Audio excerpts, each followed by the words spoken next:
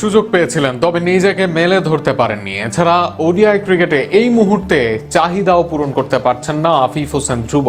আর সেখানে আগামী সিরিজগুলোতে ভালো মানের ফিনিশারের দিকে ছুটতে চাইবে বাংলাদেশ দল, যে কারণে নিউজিল্যান্ডের বিপক্ষে দল থেকে জায়গা হারাতে পারেন আফিফ হোসেন। দলের প্রয়োজনে স্কোয়াডে ফিরতে পারেন সাব্বির রহমান, আকবর আলীরাও। সব মিলিয়ে নিউজিল্যান্ডের বিপক্ষে আকবর সাব্বিরদের সুযোগ পাওয়া নিয়ে থাকছে প্রতিবেদন। পাকিস্তানের বিপক্ষে তৃতীয় ম্যাচ প্রায় ১৭ রানের পার্টনারশিপ। শুরুর দিকে ৬-এর অধিক রান রেটে ব্যাটিং করে বাংলাদেশ দল। সেখান থেকে সাইফ ফিরে গেলেও ১০০-র অধিক স্ট্রাইক রেটে সেঞ্চুরি তুলে নেন তানজিদ হাসান।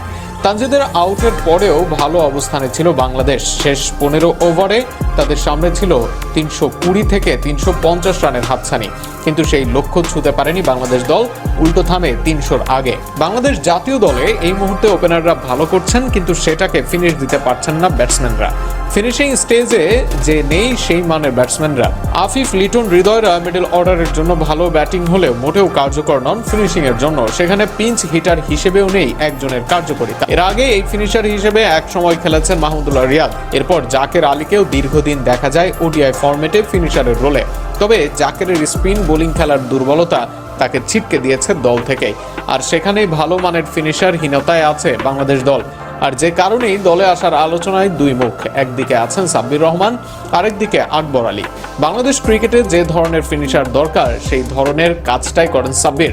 স্পিন ও পেস দুই দিকেই সমান হারে ব্যাট চালাতে পারেন, একই সাথে শেষ দিকে এসে দ্রুত রানও তুলতে পারেন, আবার স্পিনেও বেশ ভালো অ্যাটাক করতে পারেন। ফর্মে থাকলে এই ব্যাটারি হবেন বাংলাদেশের মিসিং পাজল। অপরদিকে আকবর আলীও আছেন এই পজিশনের ব্যাকআপ হিসেবে। আকবরের সবচেয়ে ভালো দিক তার দুর্দান্ত স্পিন হিটিং অ্যাবিলিটি, যা মিসিং ছিল জাকেরের মাঝে।